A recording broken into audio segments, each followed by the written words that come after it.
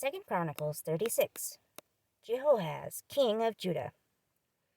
The people of Judah chose Jehoahaz to become the new king in Jerusalem. Jehoahaz was Josiah's son. He was 23 years old when he became king of Judah. He was king in Jerusalem for 3 months. Then King Necho from Egypt made Jehoahaz a prisoner.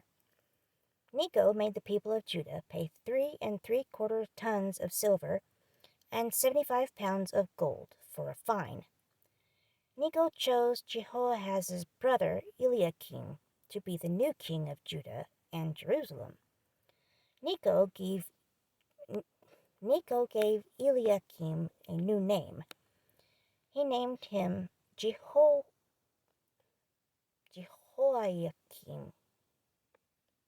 Jehoiakim? Yeah, that sounds right. But Necho took Jehoahaz to Egypt. Jehoiakim, king of Judah. Jehoiakim.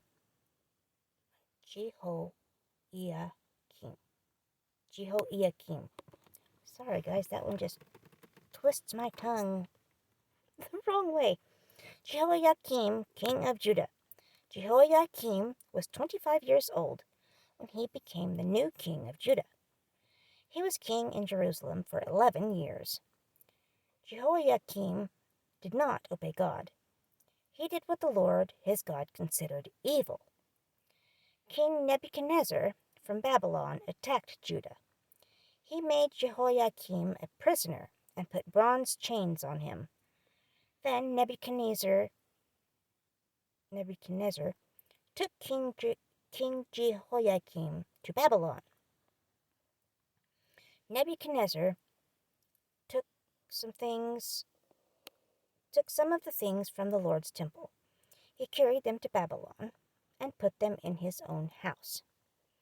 Everything else Jehoiakim did, the terrible sins he did, and everything he was guilty of doing, are written in the book, The History of the Kings of Israel and Judah.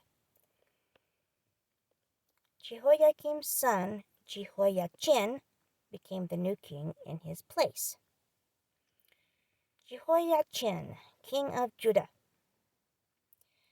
Jehoiachin was 18 years old when he became king of Judah. He was king in Jerusalem for 3 months and 10 days.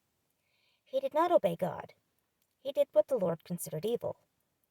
In the spring, King Nebuchadnezzar sent some servants to get Jehoiachin. They brought Jehoiachin and some valuable treasures from the Lord's temple to Babylon. Nebuchadnezzar chose Zedekiah to be the new king of Judah and Jerusalem. Zedekiah was one of Jehoiachin's relatives. Zedekiah, king of Judah. Zedekiah was 21 years old when he became king of Judah. He was king in Jerusalem for 11 years. Zedekiah did what the Lord his God considers evil. Jeremiah the prophet told him messengers from the Lord.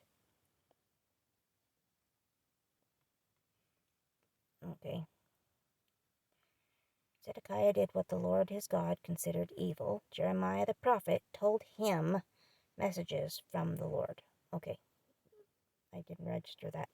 But Zedekiah did not humble himself and obey what Jeremiah said. Jerusalem is destroyed. Zedekiah turned against King Nebuchadnezzar. In the past, Nebuchadnezzar forced Zedekiah to make a promise to be faithful to him. Zedekiah used God's name and promised to be faithful to Nebuchadnezzar. But Zedekiah was stubborn and would not change his life.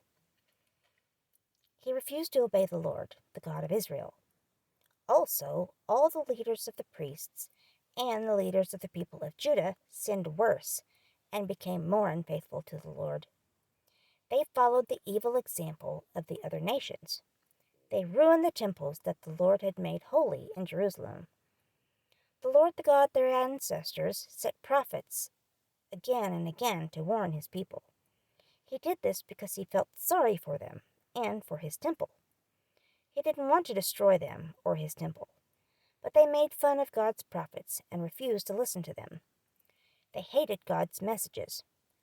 Finally, the Lord could not hold his anger any longer. He became angry with his people, and there was nothing that could be done to stop it. So God brought the king of Babylon to attack the people of Judah and Jerusalem.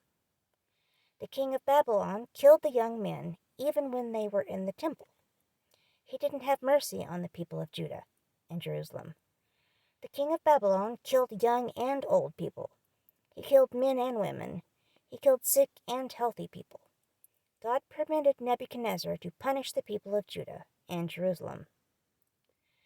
Nebuchadnezzar carried all the things in God's temple away to Babylon. He took all the valuable things from the Lord's temple, from the king, and from the king's officials. Nebuchadnezzar and his army burned the temple. They broke down Jerusalem's wall and burned all the houses that belonged to the king and his officials. They took or destroyed every valuable thing in Jerusalem. Nebuchadnezzar took the people who were still alive back to Babylon and forced them to be slaves. They stayed in Babylon as slaves until the Persian kingdom defeated the kingdom of Babylon. The land of Judah became an empty desert and stayed that way for 70 years. All this time the land rested to make up for the Sabbath rests that the people had not kept. This is just what the Lord said would happen in the warning he gave through the prophet Jeremiah. During the first year that Cyrus was king of Persia, the Lord caused Cyrus to make a special announcement. He did this so that what the Lord promised through Jeremiah the prophet would really happen. Cyrus sent messengers to every place in his kingdom. They carried this message. This is what King Cyrus of Persia says. The Lord, the God of heaven, made me king over the whole earth. He gave me the responsibility of building a temple for him in Jerusalem. Now, all of you who are his people are free to go to Jerusalem, and may the Lord your God be with you.